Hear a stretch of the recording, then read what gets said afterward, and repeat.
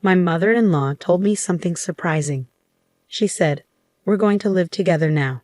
We turned the house into two separate homes to make it easier. Is the house in your name, Emma? Sorry to ask, but can you pay the $80,000 bill for the changes?" My mother-in-law and husband thought it was funny, but I felt determined. I was going to tell them something important, even though my husband didn't know yet. I had proof too. My name is Emma Davis, and I'm 26 years old. I live a little away from the city in a place surrounded by nature. I work in an office and draw pictures for fun. Recently, I've been sharing my drawings online and reading the comments people leave. My husband, who is 3 years older than me, and I have been happily married and living in our beloved old farmhouse since we got married. But there's been a visitor who comes by once a month since then, and they always give me a headache. "Emma, Emma, I'm here. Please open up quickly." I hurried to the front door when I heard the insistent banging. "Ah, it's my mother-in-law. I'll open it right away," I said, even though there's a doorbell right next to the door. I tried to smile as I opened the sliding door. There are so many bugs around here. It's so annoying. Is George still at work? Poor thing, even on Saturday. Oh, I brought some of his favorite food. I saw a tired-looking woman holding a big bag, waiting at the door. As she chattered on, I tried to keep up my fake smile. This visitor, who comes once a month, is none other than my husband's mother, my mother-in-law. Since my husband is an only child, she feels it's her duty to look after him even after we got married. She even gives me tips on how to manage the house. Last time she visited, she rearranged the whole fridge, making it a hassle for me to prepare breakfast the next day. I remember my husband telling me before we got married, if my parents ever need care, we'll live together. I hope you understand. I'm disappointed at the thought of leaving our lovely old house when the time comes, but I've accepted it. What bothers me more is the idea of living with my mother-in-law all the time. I feel sorry for my husband, as it's not something I'm looking forward to. Fast forward 2 years into our married life in the farmhouse. My husband told me that his father slipped on the stairs at home and broke his leg. They'll need our help from now on. Let's live together, just like we talked about before we got married. Yes, I'm worried too. So I think it's a good idea. Can I still do my drawings? I was concerned about my father-in-law's health, so I agreed to move in with them without hesitation. But I was worried that taking care of my in-laws and doing housework might leave me with no time for my drawing hobby. Whether he knew about my worries or not, my husband just said, "I want you to focus on the house," and left for his office. Left alone in my room, I felt like I was giving up on my husband. As I looked through my drawings, I started sorting out my feelings. Just when I had decided to live with them, something unexpected happened. While I was at work, I suddenly felt numbness in my hands and feet and got really dizzy. I collapsed. Thankfully, a colleague called an ambulance, and although I wasn't in danger, it turned out I had had a stroke at a young age after a medical checkup. Even though I had been warned about high blood pressure during health checkups before, I regretted not taking it seriously and going to the hospital.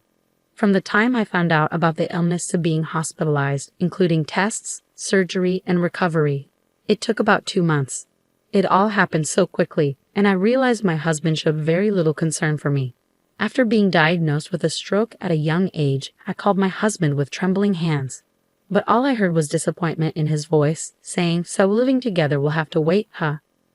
I couldn't believe he was more worried about living arrangements than my health.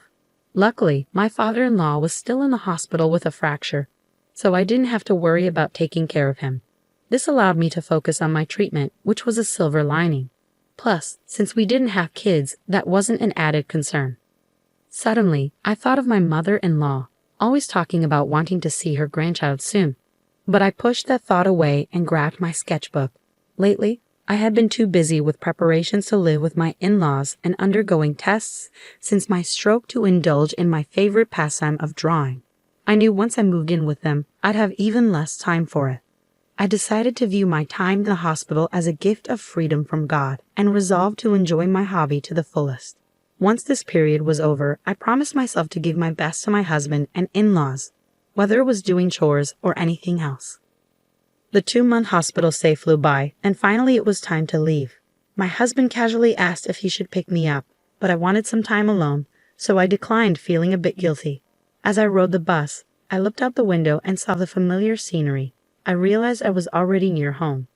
The sunlight shining on the lush green leaves was breathtaking, and I felt a mix of emotions, thinking goodbye to this beautiful natural setting. Since my in-laws' house is closer to the city, my life is going to change a lot from now on. Feeling a bit sad, I stepped off the bus at the familiar stop. As I walked towards what was supposed to be my beloved old home, I suddenly froze in astonishment. Instead of the familiar private house I knew so well, there stood a completely unfamiliar house that I had never seen before. After being in a hospital for about 2 months, I double-checked the surrounding buildings and the path I took, wondering if I had somehow gotten the location wrong. But it was no mistake. There was no point in wandering around, so I timidly pressed the intercom of the unfamiliar house. A voice I knew well, undoubtedly my husband's, responded with a simple yes. Still feeling confused, I quietly said, "It's Michelle," into the intercom. The front door creaked open and my husband, dressed casually, appeared. "Ah, welcome home. You're back earlier than I expected." "I had the day off today. I could have picked you up," George said. "George, what happened to our house? Why has it changed so much?" I interrupted him, feeling disbelief, noticing his relaxed demeanor, perhaps indicating he had just woken up with his messy hair. Ignoring my anxiousness, George only responded vaguely, "Huh. What's going on? What happened?" without addressing my question. Just then, laughter echoed from inside the house. Unable to believe it, I pushed past my husband and made my way to the living room. Opening the unfamiliar door leading to the living room, I saw my mother-in-law lying on a couch, watching TV. She was laughing heartily, holding her stomach. "Why is my mother-in-law in this house?" I asked, bewildered. "Michelle, welcome back. Hospital stays can be long, but don't worry. I took care of the house while you were gone," my mother-in-law said casually. I was puzzled by what my mother-in-law meant by taking care of the house. Did she mean chores?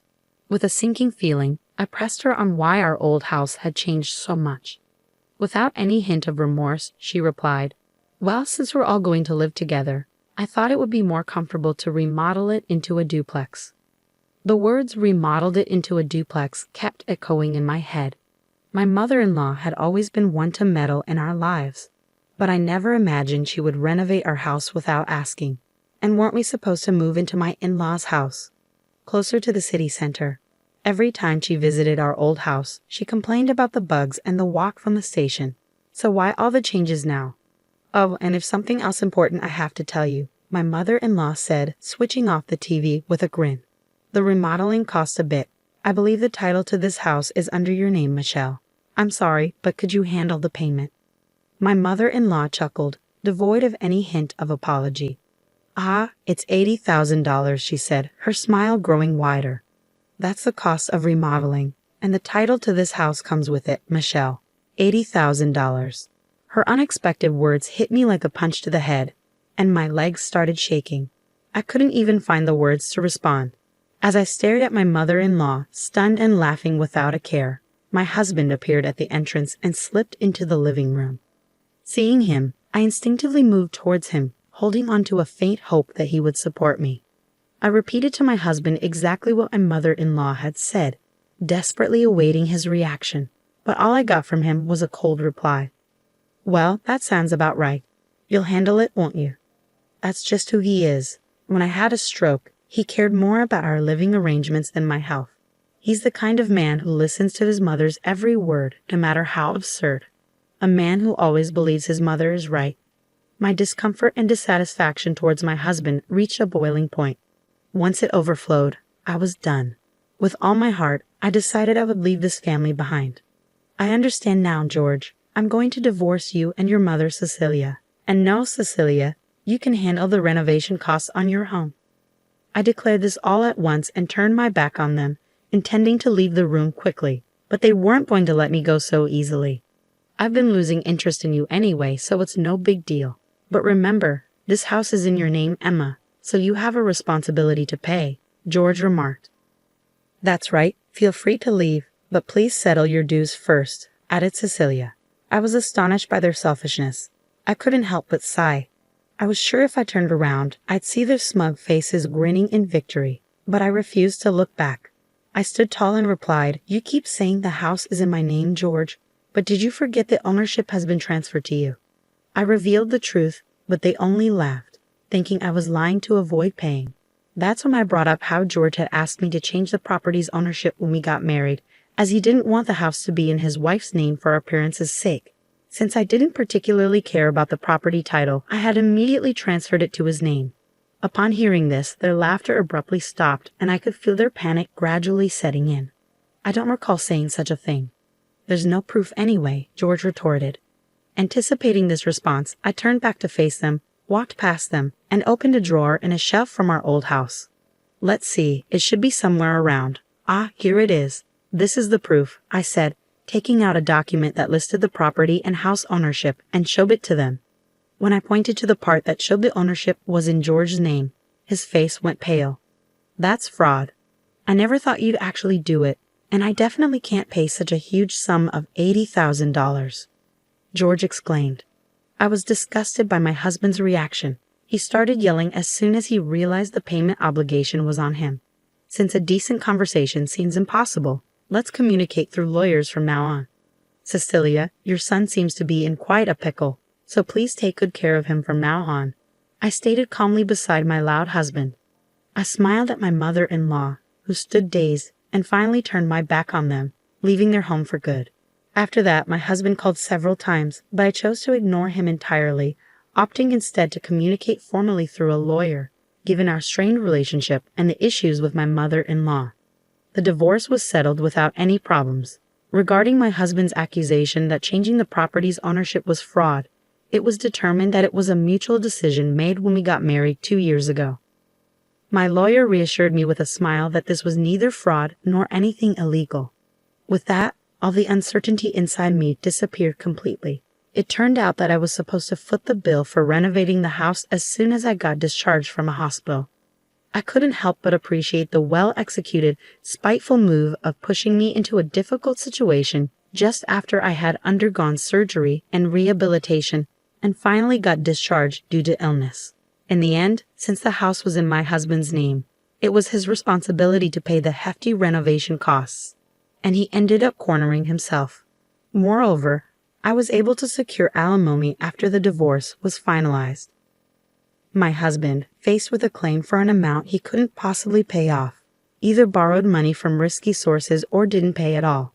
While I was in the midst of the legal battle with my husband and mother-in-law, I received an apology from my father-in-law, Bob, who had been hospitalized with a broken leg, saying, "I'm sorry for my wife and son's behavior." Of course, it didn't seem that Bob was directly involved in this matter, but it couldn't be denied that for 2 years after our marriage, he had turned a blind eye to his wife and my indifferent husband.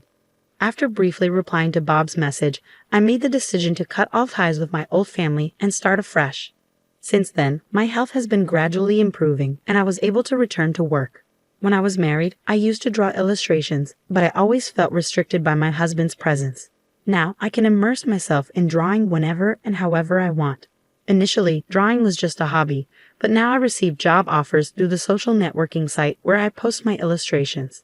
I spend more time drawing for work than for pleasure these days.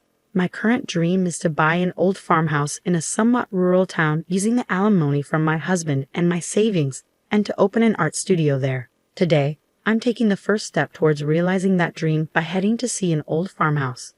As I gaze out at the scenery from the bus, I can't help but think back to the day I left the hospital, the day that changed my life forever.